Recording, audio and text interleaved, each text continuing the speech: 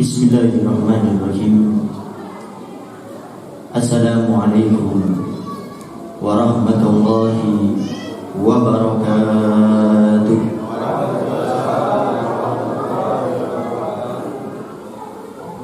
Alhamdulillah, alhamdulillahi rabbil alamin. Wassalatu wassalamu ala asyrafil anbiya'i wa mursalin, sayyidina wa habibina wa syafi'ina wa qurrati a'yunina wa nuri qulubina Muhammad habibi rabbil alamin wa ala alihi wa sahbihi ajma'in. Allahumma salli wa sallim ala sayyidina Muhammad tibil qulub badawaiha wa afiyatil abdani wa shifaiha wa nuril absari wa diyaiha wa qutil arwah wa gidaiha wa ala alihi wa sahbihi wa sallim. Allahumma ij'al sarirati khairan min al-niyyati wa jalal niyyati salihah, amma ba'du. Al-Mukarram al-Muhtaram yang sama-sama kita muliakan dan kita hormati selalu, para alim, para ulama, para asatidah, penyambung lisan sekaligus penerus perjuangan Nabi kita Muhammad sallallahu alaihi wa alihi wasallam, yang kita doakan selalu mudah-mudahan para ustaz, para kiai, para ulama, para habaib kita diberikan panjang umur oleh Allah dalam keadaan sehat wal afiat. Allah Subhanahu wa taala berikan kemudahan kepada beliau baik itu urusan dunia maupun urusan akhiratnya. Allah Subhanahu wa taala jauhkan beliau-beliau semuanya daripada fitnah yang terjadi di akhir zaman ini, insyaallah. Amin. Amin ya rabbal. Dan juga tidak mengurangi rasa hormat kami kepada segenap aparat pemerintahan baik sipil maupun militer, dan juga segenap para ustaz, para kiai, para kesepuhan yang mungkin hadir di tengah-tengah kita, yang mungkin pada kesempatan kali ini Al-Bagir tidak bisa sebutkan namanya satu persatu, tapi insya Allah tanpa mengurangi rasa hormat kami kepada beliau-beliau semuanya, wabil khusus kepada segenap para habaib, para syarafif cucu daripada Nabi kita Muhammad sallallahu alaihi wasallam yang selalu kita cintai dan kita hormati, dan juga segenap para orang tua kami, para bapak dan ibu-ibu, para hadirin wal hadirat, bil khusus pada Bapak Haji Agus sebagai Sahibul Bait, dan juga daripada Sahibul Majlis Ahbabul Mustafa Habib Hamzah bin Yahya, dan juga kepada segenap panitia yang alhamdulillah karena wasilah perantara daripada beliau-beliau semua pada malam hari ini kita bisa sama-sama berkumpul untuk menyebut nama yang sangat dimuliakan oleh Allah, yang mana tidak lain dan tidak bukan tatkala kita menyebut nama tersebut, mudah-mudahan kelak kita di akhirat di mahsyar nama kita dipanggil oleh beliau, yaitu Nabi kita Muhammad sallallahu alaihi wasallam. Sebelum Al-Bagir mulai, jadi kita sama-sama mendengar Habib Abdillah selalu menyebutkan nama Nabi Muhammad. Ini sepertinya sepele, tapi tolong ini dicermati, karena kadang Al-Bagir melihat tatkala disebutkan nama Nabi Muhammad, jangan sampai kita tidak menjawab sallallahu alaihi wasallam. Kenapa Al-Bagir perlu tekankan seperti ini? Karena suatu malam Nabi kita Muhammad sallallahu alaihi wasallam itu dipanggil oleh Sayyidatuna Aisyah radhiyallahu anha.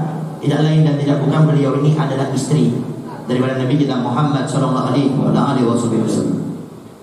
Tatkala itu Sayyidah Aisyah ini sedang menjahit daripada bajunya, jarumnya itu jatuh dan tidak ada lampu seperti pada saat ini dicari, sehingga tidak ketemu. Kecerdasan Sayyidah Aisyah radhiyallahu anha dipanggil Rasulullah sallallahu alaihi wasallam untuk masuk ke dalam kamar. Sehingga tatkala Nabi masuk ke kamar tersebut yang tadinya gelap gulita menjadi terang benderang daripada cahaya wajah indah Nabi Muhammad sallallahu alaihi wasallam. Sehingga Sayyidah Aisyah bisa dengan mudah mengambil jarum tersebut karena daripada cahaya wajahnya Nabi Muhammad sallallahu alaihi wasallam. Tiba-tiba Sayyidah Aisyah berkata, alangkah indahnya wajah engkau wahai Rasulullah. Tiba-tiba Nabi berkata, wailun, wailun, wailun. Ya Aisyah, celaka, celaka, di atas celaka. Orang yang di hari kiamat tidak bisa memandang wajahku, kata Rasulullah SAW. Sayyidah Aisyah ketakutan, madhum ya Rasulullah, siapa manusia yang di hari kiamat tidak bisa memandang wajahmu? Lalu Nabi katakan, al-bakhilu idza dzukirtu indahu falam yusalli alayya. Ya Aisyah, kau lihat, di hari kiamat kau akan saksikan ada manusia yang tidak bisa memandang wajahku. Mereka adalah orang yang bakhil, yang pelit. Tatkala disebutkan namaku di telinganya, di hadapannya, dia sibuk dengan kegiatannya sendiri. Dia sibuk dengan HP-nya, dia sibuk dengan obrolannya, dia sibuk dengan kegiatannya. Lihat pada hari kiamat, wahai Aisyah, dia tidak akan bisa melihat pada hari kiamat. Ya, saya ingatkan, kalau sudah di majelis taklim, apalagi disebutkan nama-nama yang fokus, ini HP ini, HP ini. Kata saya punya guru di Sigah Baharu, itu dajjal zaman sekarang. Itu kurang lebih 10 tahun yang lalu. Saya punya guru di Sigah Baharu menyampaikan waktu kita berada di pondok pesantren Darul Dakwah Panggil Pasuruan. Sehingga lihat, HP ini bisa menjadikan orang yang dekat menjadi jauh. Bahkan berapa banyak orang itu bermaksiat lewat HP. Makanya dulu saya masih kurang begitu paham. Ternyata di akhir-akhir zaman ini kita bisa lihat bagaimana sangat krusialnya yang namanya HP. Di majelis taklim orang gak fokus karena HP. Makanya saya kalau buat acara perkumpulan, saya selalu tekankan HP masukkan ke kardus semuanya. Kalau kita mau ingin fokus dalam apapun, HP jangan dibuka, pasti akan fokus. Apalagi tatkala disebutkan nama Nabi Muhammad, naudzubillah min dzalik, kalau kita tidak menyebutnya, kita takutkan. Karena ini yang menyampaikan Rasulullah, gak mungkin bohong Nabi Muhammad. Maka al-Baqi ingatkan, jawab baik itu dengan lisan ataupun minimal dengan hati. Jangan sampai kita tidak menjawabnya. Yang kita khawatirkan, di antara kita ada yang merasa ahli surga, sholat 5 waktu tidak pernah ketinggalan, sholat berjamaah tidak pernah ketinggalan, puasa bulan Ramadan dilaksanakan, zakat fitrah dikeluarkan, sedekah, dekat sama kiai, ustaz, ulama, majelis taklim. Tapi ingat Nabi Muhammad mengatakan celaka. Maka jangan harap dengan ibadah kita akan selamat. Kalau kita disebutkan nama Nabi Muhammad, kita tidak menjawabnya, maka maksimalkan. Kalau disebutkan nama Nabi Muhammad, jawab walaupun kita dengan hati, yang penting harus dijawab. Para hadirin wal hadirat yang dimuliakan oleh Allah Subhanahu wa taala, alhamdulillah, pada malam hari ini sama-sama kita memperingati daripada kelahiran Nabi Muhammad SAW. Dan yang perlu Al-Baqi tekankan, memperingati hari kelahiran Nabi tidak harus di bulan Rabiul Awal. Ini yang perlu kita ingatkan. Ingat kepada Nabi setiap saat. Kenapa? Jawabannya sih, maka Nabi tidak pernah lupa kepada kita sebagai umat yang selesai. Kalau kita ingin diingat sama Nabi Muhammad di masa disebut nama kita, jangan pernah kita lupa sama Nabi Muhammad.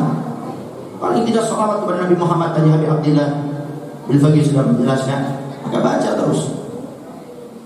Para hadirin wa hadirat yang dimuliakan oleh Allah Subhanahu wa taala, di sini Al-Baqi cuma ingin menyampaikan satu saja, yaitu arti cinta yang sungguhnya itu seperti apa.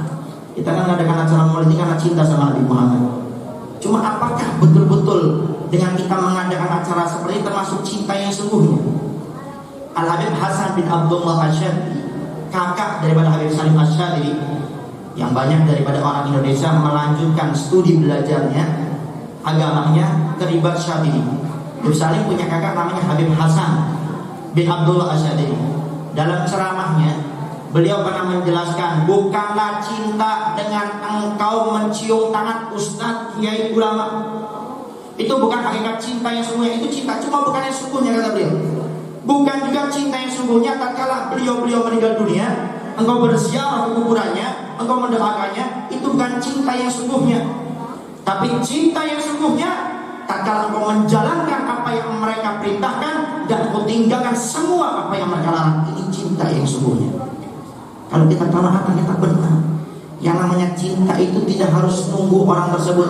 Berapa banyak orang aku cinta sama ustadz, kayak ulama, di hadapannya luar biasa hormatnya, takdimnya, mencium tangannya bolak-balik, datang kita berdiri kepadanya, tapi di belakangnya ternyata kita tidak pernah melakukan apa yang mereka perintahkan. Beliau ceramah di majelis-majelis, di tempat-tempat, tapi di belakangnya malah kita melakukan dosa yang sudah dilarang oleh Ustaz Kiai ulama kita. Ini yang dikatakan oleh Habib Hasan bin Abdullah Syadzili, kalau engkau cinta yang sungguhnya, engkau jalankan semua perintah dari orang yang kau cintai, dan engkau tinggalkan segala sesuatu yang diperintah oleh orang yang kau cintai. Sehingga pada malam hari ini kita bercerita tentang daripada Nabi kita Muhammad Sallallahu Alaihi Wasallam, apa yang Nabi perintahkan kepada kita harus laksanakan.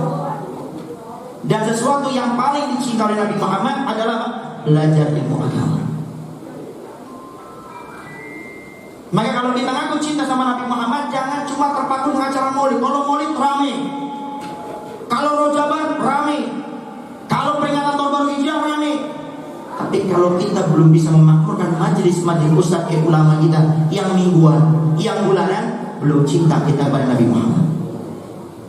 Maka mulai saat ini berniat untuk selalu istiqomah untuk hadir majelis taklim. Jadi kalau kita ingin tahu pada malam hari ini kita termasuk orang yang cinta Nabi Muhammad ataupun tidak, keluar dari acara ini niat semuanya, saya akan memakmurkan majelis taklim di tempat saya sendiri. Ustaz ulama kita kadang sudah banyak buat majelis taklim, kadang-kadang kita nggak hadir. Dekat dengan rumah, dekat dengan musola kita, tapi tidak pernah hadir. Sehingga di sini Al-Faqih ingin makannya, Ustaz Habib, bagaimana agar kami istiqomah hadir majelis taklim? Ustaz Kiai ulama kita banyak menceritakan masalah ini. Cuma di sini sekali lagi kita fokus satu saja. Cara agar kita bisa istiqomah hadir majelis taklim, jangan pernah kita melihat siapa yang mengisi. Kalau ingin istiqomah hadir majelis taklim, ini berkaitan masalah niat. Ini berkaitan masalah hati. Orang kalau niatnya tidak baik tidak akan diterima amalnya oleh Allah.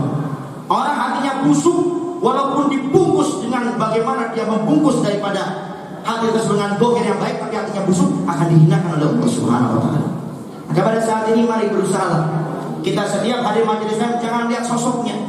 Kalau sudah ustaz ini ramai, kalau ustaz ini sepi. Kalau kiai ini ramai, kalau kiai ini sepi. Kalau habib ini penuh, tapi kalau habib ini tidak penuh, hati-hati. Takutnya kita di akhirat tidak dapat sedikit pun daripada pahala kita hadir majelis taklim. Kenapa? Karena niat kita bukan karena Allah. Sekarang pertanyaannya, kalau seandainya ustaz yang kita agungkan, kiai yang kita muliakan, habib yang kita senangkan, kalau mereka sudah meninggal dunia, selesai kita di majelis taklim. Maka ini sudah pernah terjadi di zaman Nabi Muhammad Sallallahu Alaihi Wasallam waktu beliau meninggal dunia. Semua sahabat histeris, shock luar biasa. Sampai di antara mereka minta kepada Allah agar dicabut nyawanya. Naiklah sahabat Abu Bakar Siddiq mengatakan, man kana ya'budu Muhammadan fa inna Muhammadan qad mat, wa man kana ya'budu Allah fa innahu hayyun la yamut. Siapa yang menyembah Nabi Muhammad, Nabi Muhammad sudah meninggal dunia, kata sahabat Abu Bakar Siddiq radhiyallahu anhu. Tapi barang siapa yang menyembah Allah, fa innahu hayyun la yamut, Allah Maha hidup dan Allah tidak akan binasa. Maka tatkala hadir majelis taklim, jangan melihat sosok siapa yang isi, maka Anda tidak akan istiqomah. Kita tidak akan kontinu hadir majelis taklim. Bahkan maaf, kadang-kadang hadirnya pun pilih-pilih. Dan ini penyakit. Jangan sampai ada di antara kita. Yang kita khawatirkan di hari kiamat kita minta pahala dari Allah, tidak ada pahalanya. Allah jawab, karena kamu selama ini hadir majelis bukan karena aku, tapi engkau hadir majelis karena ustaz itu, kiai itu, ulama itu, habib itu, maka tidak ada pahala bagimu. Maka mulai saat ini kalau kita ingin istiqomah, dari sekarang kata kita punya niat. Berangkat dari rumah masing-masing, dari masjid musola masing-masing, kata kita punya niat. Saya datang ke tempat ini mencari ridho Allah, mencari ridhonya Nabi Muhammad SAW. Insya Allah akan menjadi orang istiqomah hadir majelis taklim. Sehingga mulai saat ini, ingat yang disenangkan Nabi Muhammad belajar ilmu agama. Jangan sampai karena sosok ustaz ini, kiai ini, ulama ini, habib ini, kita akhirnya tidak datang atau kadang datangnya akhir-akhiran. Yang kita khawatirkan di hari kiamat tidak dapat pahala sedikit pun. Tidak mendapatkan syafaat Nabi Muhammad. Kenapa? Karena kita memilah-milih majelis taklimnya Nabi Muhammad. Selama yang isi ustadznya, kiainya, ulamanya, habibnya satu akidah dengan kita, Ahlus Sunnah wal Jamaah, Asy'ariyah Mati Asy'ariyah, hadir. Kenapa? Saya hadir bukan karena ustaz, saya hadir bukan karena kiainya, saya hadir bukan karena habibnya, tapi saya hadir karena meraih daripada cinta Allah dan cintanya Nabi kita Muhammad Sallallahu Alaihi Wasallam. Sehingga mulai saat ini, ayo, kalau kita merasa cinta sama Nabi Muhammad, laksanakan semua perintah Nabi Muhammad. Tinggalkan semua apa yang dilarang oleh Nabi Muhammad. Ini ada amanah daripada saya punya guru Habib Segaf bin Abu Hasan Baharu. Beliau mengatakan, dan ini sering beliau ulang-ulangi waktu kita berada di pesantren. Kata beliau, kalau engkau mendengarkan satu kebaikan, niatlah untuk melakukannya walaupun engkau saat itu belum bisa melakukannya. Niat dulu, maka Allah akan bantu dengan caranya Allah. Tadi mendengar kita Habib Abdillah tentang bersolawat, niat untuk melakukannya. Niat sehari 300. Jangan memikirkan saya kayaknya tidak, jangan. Niat dulu, Allah akan bantu dengan caranya Allah Subhanahu wa taala. Kemudian beliau lanjutkan lagi, kalau engkau mendengarkan sesuatu yang tidak baik, berniat untuk meninggalkannya, Allah akan bantu dengan caranya Allah Subhanahu wa taala, walaupun kita saat itu sedang bermaksud dengan maksiat tersebut. Maka selalu berniat dalam mendengar kebaikan dan selalu berniat dalam mendengarkan kemaksiatan untuk meninggalkannya. Para hadirin wal hadirat yang dimuliakan oleh Allah Subhanahu wa taala. Kemudian Nabi Muhammad SAW sangat mengharapkan daripada seorang pemuda. Nabi Muhammad SAW sangat mendambakan seorang pemuda. Makanya jangan sampai kita menghabiskan masa muda kita hanya untuk nongkrong dengan tongkrongan yang tidak baik. Jangan sampai kita menjadi seorang pemuda-pemudi yang diharapkan sama Nabi Muhammad, ternyata kita tidak bisa menjadi orang yang bisa mengangkat syiar Allah dan Rasul. Sampai dikatakan subhanal yawm rijalul ghaib. Pemuda hari ini pemimpin di masa depan. Maka kita yang sebagai pemuda dan pemudinya ayo bangkit. Sudah cukup kita hura-hura, sudah cukup. Sekarang mari kita bangkit, angkat syiar Allah, buat komunitas, buat daripada organisasi yang baik, agar kita bisa mengangkat syiar Allah dan Rasul. Di zaman Nabi ada satu perang namanya perang Khandaq.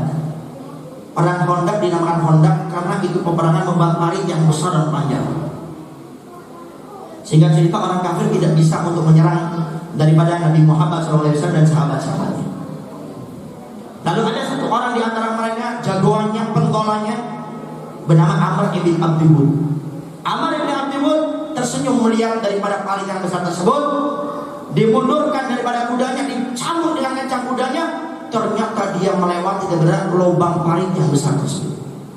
Di tengah-tengah kerumunan sahabat Nabi Muhammad SAW, Amr bin Abdi Wud mengatakan, ya Muhammad, lihat nih, Amr bin Abdi Wud, keluarkan jagoan-jagoanmu, lawan aku Amr bin Abdi Wud. Amr bin Abdi Wud, dia itu diceritakan satu orang lawan 100 nggak mundur, menang ini Amr bin Abdi Wud. Jagoan sangat luar biasa. Hei Muhammad, ini Amr bin Abdi Wud yang dikatakan orang yang merindukan dengan tenaga kamu bunuh aku, Amr bin Abdi Wud. Hei Muhammad, keluarkan sahabat-sahabatmu yang dikatakan rindu dengan surga, dengan berjihad, lawan aku Amr bin Abdi Wud, aku kirim mereka ke surga pada saat itu. Lalu Rasulullah SAW mengatakan, wahai sahabatku, siapa yang mau maju lawan bin Amr bin Abdi Wud? Tiba-tiba dari belakang ada sahabat Nabi yang usianya masih belia, antara 16 sampai 17 tahun, dia angkat tangannya. Siapa itu? Imam Ali ibn Abi Thalib karramallahu wajhahu wa radhiyallahu anhu. Aku ya Rasulullah, kata Nabi, jangan Ali, kamu masih kecil, kamu masih belia. Diperintahkan untuk menurunkan tangannya. Ditawarkan lagi 2 kali, aku ya Rasulullah, jangan ya Ali. Ditawarkan lagi kali, Imam Ali langsung, ya Rasulullah, saya sudah minta 3 kali ya Rasulullah, izinkan aku untuk melawan Amr bin Abdi Wud. Kalau Nabi izinkan, diberi pedang Nabi yang namanya Dzulfiqar, dilawan Amr bin Abdi Wud. Tatkala maju ini Imam Ali, ternyata Amr bin Abdi Wud kenal dengan ayahnya, yaitu Sayyidina Abdul Muthalib. Hei Ali, saya kenal baik ayah Abdul Muthalib. Jangan sampai gara-gara saya hari ini memenggal kepala anaknya, rusak saya punya pertemanan dengan ayahmu. Diremehkan. Imam Ali mengatakan, ya Amr bin Abdi Wud, memang saya anak kecil, saya pemuda, tapi anak kecil ini, pemuda ini adalah anaknya singa. Dikeluarkan pedangnya, ditebas daripada kaki kuda daripada Amr bin Abdi Wud, tersungkur seperti itu juga. Tatkala bangun, Amr bin Abdi Wud semangat, ya Ali, sekarang kita goyang. Terjadi pertempuran dalam cerita, kaum muslimin tidak bisa melihat Imam Ali, orang kafir tidak bisa melihat Amr bin Abdi Wud. Karena itu pertempuran yang sangat luar biasa, sampai debu berterbangan di antara mereka berdua. Setelah sekian lama pertemuan terjadi, tiba-tiba Imam Ali loncat. Amr bin Abdi Wud mengatakan, hei Ali, jangan pergi kamu. Setelah itu debu hilang semuanya. Kemudian Amr bin Abdi Wud mengatakan, pengecut lari daripada peperangan. Imam Ali kemudian menjawab, hei Amr, jangan kamu bergerak. selangkah kamu bergerak, tubuhmu akan terbelah menjadi dua. Amr itu tersenyum, anak kecil berani menantang saya, berani ngajak, Ali lihat saya melangkah. Kalau melangkah selangkah, tubuhnya Amr terbelah menjadi dua. Bahkan dalam riwayat dikatakan, kalau beratnya seandainya 100 kilo, yang kiri ini 50 kilo, yang kanan 50 kilo, saking tajamnya dalam pedangnya Nabi kita Muhammad Sallallahu Alaihi Wasallam. Di sini para ulama mengambil hikmah di antaranya, apakah tidak ada sahabat-sahabat Nabi yang senior? Apakah tidak ada sahabat-sahabat Nabi yang berani di Amr? Jawabannya banyak. Sahabat-sahabat Nabi perindu surga, sangat ingin berjihad mati dalam medan berjihad. Tapi kenapa dipilih oleh Nabi Imam Ali untuk menunjukkan peran anak muda di zamannya Nabi Muhammad SAW? Maka wahai para pemuda, para pemudi, zaman dulu pemuda-pemudi luar biasa. Kalau kita bercerita, ada Sayyidatun Asma binti Abi Bakar yang kerja setiap pagi sore mengantar makanan, setiap mengantar hidup dan mati untuk siapa? Rasulullah. Maka alangkah anehnya kalau ada pemuda-pemudi di zaman sekarang malah hidupnya cuma menghabiskan hanya di pinggir jalan, hidupnya hanya cuma untuk hura-hura saja, untuk tongkrongan saja. Maka mari pada saat ini kita bangkit sebagai para pemuda dan pemudi untuk kita berusaha mengasihi Allah dan Rasulnya, tidak lain dan tidak bukan untuk menyenangkan hati Nabi kita Muhammad Sallallahu Alaihi Wasallam. Kemudian yang terakhir, wahai para ustaz, ini surat cinta saya pribadi kepada segenap para ustaz, para kiai, para ulama, tanpa mengurangi rasa hormat kami kepada beliau-beliau semuanya. Sekarang sudah saatnya kita lebih perhatian kepada anak-anak muda. Kalau orang tua, saya yakin majelis saling di mana saja makmur, di mana saja majelis saling makmur dengan bapak-bapak, ibu-ibu. Coba sekali-kali koreksi, mana yang anak muda. Dari sekian yang hadir, coba dilihat anak-anak mudanya lebih banyak atau lebih sedikit. Setiap di majelis saling makmur kita harus koreksi. Kenapa? Karena mereka aset terbesar kita, mau tidak mau. Tapi alangkah mirisnya kadang-kadang kita lebih peduli sama bapak-bapak, sama ibu-ibu, dengan alasan beb susah beb menarik anak muda. Tidak segampang bapak dan ibu-ibu, karena mereka aset terbesar, pasti banyak susahnya. Yang kita khawatirkan itu apa? Setelah para ustadz dan ulama kita berjuang 20, 30, 40, 50 tahun bangun majelis, bangun masjid, bangun mushola, pesantren, semuanya dia perjuangkan, tapi tidak pernah peduli kepada anak-anak muda.